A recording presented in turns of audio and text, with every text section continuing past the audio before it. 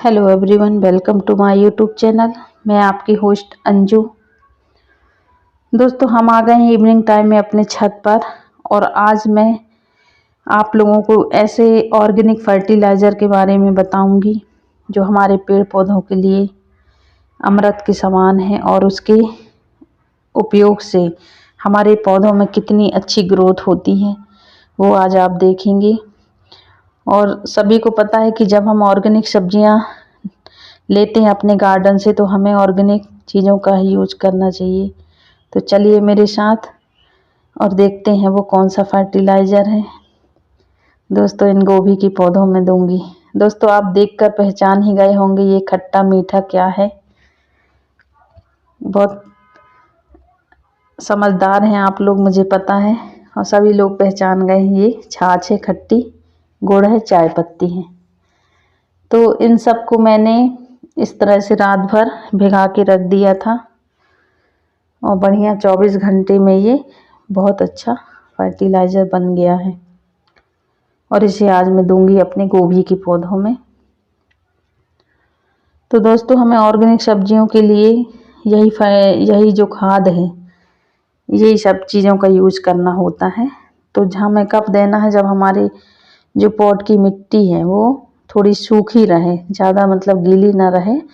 और 1 दिन 2 दिन पहले मतलब देखकर मिट्टी में नमी उस बेस पे हमें क्या करना चाहिए कि जब मिट्टी सूखी रहती है तभी इस खाद को देंगे और पानी बिल्कुल नहीं देंगे। तो सबसे पहले हम देख लेंगे कि हमारे पॉट की मिट्टी किस तरह की है। थोड़ी सी सूखी होनी चाहिए। तो उसे हम पहले आसपास टूल की मदद से ढीला कर लेंगे, जिसे गुड़ाई भी बोलते हैं। और ये जो पॉट की मिट्टी है, मैं अभी तक नहीं की हूँ कुछ भी काम इस पर, जब से लगे हैं पौधे। तो ये टूल की मदद से हम इस तरह से मिट्टी को आराम से ढीला कर लेंगे और मिट्टी को चढ़ा देंगे इन गोभी के पौधों में। ये खाद देने के बाद या पहले, जैसे भी हमको समझ में आएगा वो कर लेंगे। और आप देख सकते हैं कि इन गोभी के पौधों में कितने ग्रीनरी है, कितने स्वस्थ हैं और साफ स्वच्छ पत्ते दिख रहे हैं। कोई रोग नहीं है, कोई कीटाणु नहीं है, देखिए आप। तो इस तरह से हम आसपास पूरी मिट्टी को ढीला कर लेंगे एकदम। और ये जो तना है इसका, ये देखिए आप, मूंगफली के पौधे उगे हैं जो किचन वेस्ट के यूज से है शायद। ये 2-3 मूंगफली के पौधे भी दिख रहे हैं मुझे, आप भी देखिए।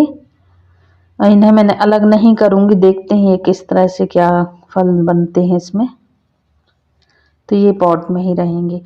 तो दोस्तों, हम इस तरह से अपने ये जो मिट्टी है इसको हम देखिए, किसी भी तरह से जो है गोभी की जो रूट है वो डैमेज ना हो। आराम से हमें आहिस्ता आहिस्ता मिट्टी को एकदम ढीला करना है। और जब हम इसको ढीला करने के बाद, खाद देने के बाद मिट्टी को आसपास चढ़ा देंगे पौधे से, तो उससे क्या होगा कि तना मजबूत होगा और गोभी का जो पौधा है वो खुद से बढ़िया मजबूती से खड़ा रहेगा।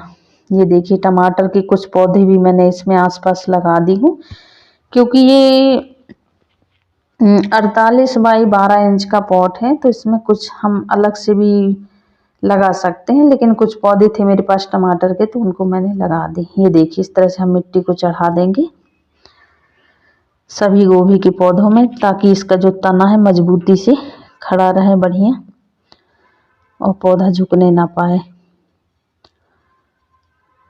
बस हमें ऐसे ही काम करते रहना है और पौधों की देखभाल करते रहो। कोई खास ऐसी मेहनत नहीं है दोस्तों, मैं तो कर ही रही हूँ और आप लोग भी करके देखिए।